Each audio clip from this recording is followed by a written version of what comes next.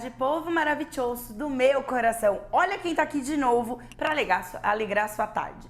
Vamos lá, a gente começou a falar e a gente estreou aqui a nossa jornada do herói, né? Falando um pouco sobre os tabus em cima do tarô, da onde veio, o que será que é, para que serve essa ferramenta. Hoje a gente vai falar muito sobre a jornada do herói. Nós falamos aí no programa passado, quem não assistiu, assiste aí, vai ter reprise, viu? Sobre a jornada do herói, que é utilizado para os filmes, é utilizado para as telenovelas, são utilizados para as minisséries, é um roteiro, é um storytelling da vida real, no caso do tarô, né? E também, por que não, na arte, na cultura e na ficção. Tarô é arte, a arte de descobrir a si mesmo. A arte de reinventar-se, a arte de se questionar, a arte de fazer boas escolhas. E antes de qualquer coisa, o tarô é sim uma figura arquetípica, ele é uma imagem. Por que que ele é uma imagem? Você sabia que a nossa mente funciona através das imagens? A nossa mente é todas as memórias que temos da nossa vida, de ontem, de quando eu tinha 5 anos, são imagens que passam na nossa cabeça e formam um grande filme, como se fossem películas, sabe?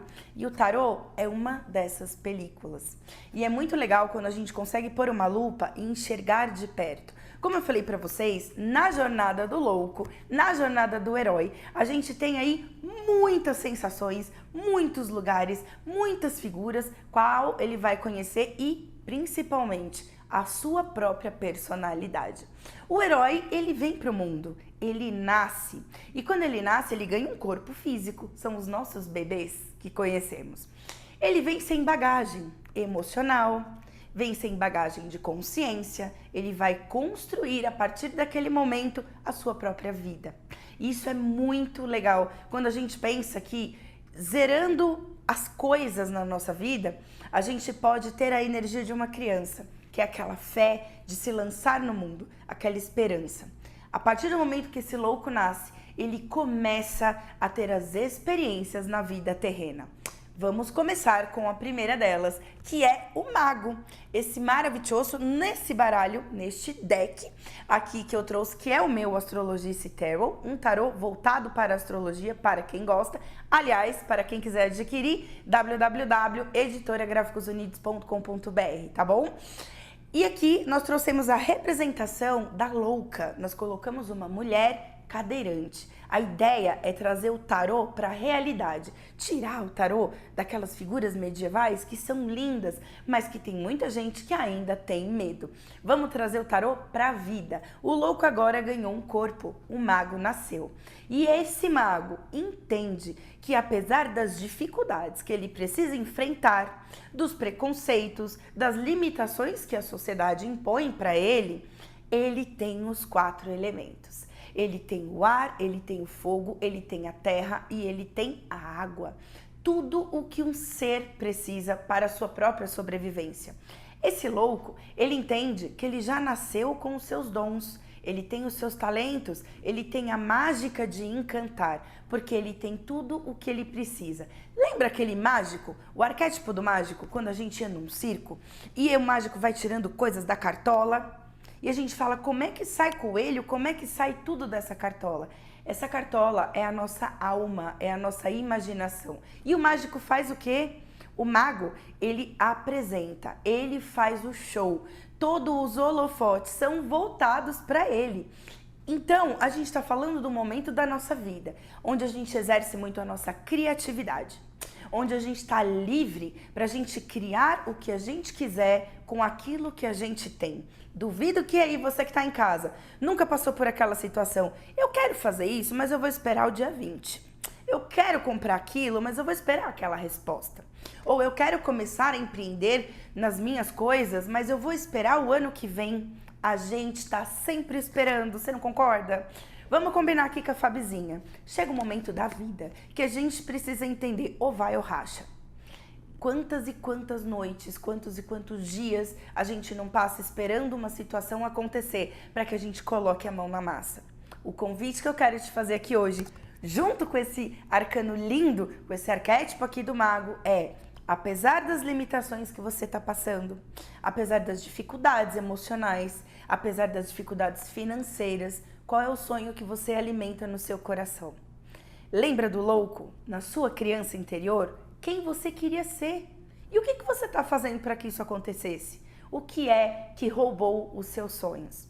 Vamos entrar aqui, ó, vamos colocar essa capa do mago e vamos começar hoje a tirar os nossos projetos da gaveta. Aquela dieta que eu queria fazer, aquele exame que eu não marquei, aquele trabalho que eu quero iniciar. Ousar na vida é a gente arriscar numa nova possibilidade. O arcano de número 1 é simplesmente o primeiro passo que a gente precisa dar para desbravar todo mundo e toda uma vida. É muito importante que a gente se sinta capaz. Esse arcano fala muito da nossa capacidade de fazer, de realizar, mas principalmente da capacidade de reconhecer. Você reconhece os seus talentos? Você sabe no que você é boa? Você sabe no que você é bom? Você usa e abusa desses talentos que você tem? Ou você fica esperando o dia seguinte alguém te validar? É muito comum que a gente espere que alguém valide aquilo que a gente é bom. E parece que quando as pessoas reconhecem, a gente se valida, né? A gente valida a si próprio. Mas será que o outro precisa mesmo me validar para eu entender quais são as minhas capacidades nessa vida? É muito importante que a gente tenha em mente, quando a gente medita no mago, a gente precisa dar o primeiro passo rumo a uma realização. Vou dizer, vai ser um país de Alice, amor? Nunca é, gente. Vamos trazer as coisas para a realidade. A vida tem desafio, a vida tem boleto, a vida tem, sabe ali, pessoas enchendo nosso saco, a gente tem pressão que a gente sofre. Tudo isso faz parte da vida e o desafio, ele vai vir. O que a gente não pode é se abater pelas dificuldades e deixar que estes obstáculos tirem o nosso propósito. Então, quando a gente se veste com a capa do mago, nós estamos falando de propósito, da gente reconhecer os nossos dons, a nossa criatividade. É uma energia de Mercúrio. E aqui, quando a gente fala de Mercúrio, a gente está falando sobre o poder da mente, sobre o poder que a gente tem de atrair, o poder de atração. A lei da atração é essa daí mesmo. Inclusive, foi ensinada por muitas pessoas, muitos filósofos, e digo mais, até por Jesus Cristo. Quando ele disse assim: se você tiver fé do tamanho de um grão de mostarda e dizer aquele monte, vá daqui para acolá, assim o fará. Se o próprio Cristo disse isso, quem somos nós para duvidar que a gente pode realizar sim aquilo que a gente deseja? O que a gente não pode é perder a nossa fé, é saber que a gente é muito capaz e a gente não dar ouvidos a todas as intervenções e desmotivações que vêm do externo pra gente. É bom a gente alimentar essa força que vem da gente pôr a mão na massa e a gente fazer acontecer. Da gente não esperar mais que as pessoas tragam pra gente as ferramentas que a gente precisa usar quando o próprio Criador já nos deu. Então, o que eu quero dizer pra você hoje aí, que tá aí me assistindo, é: não desanima.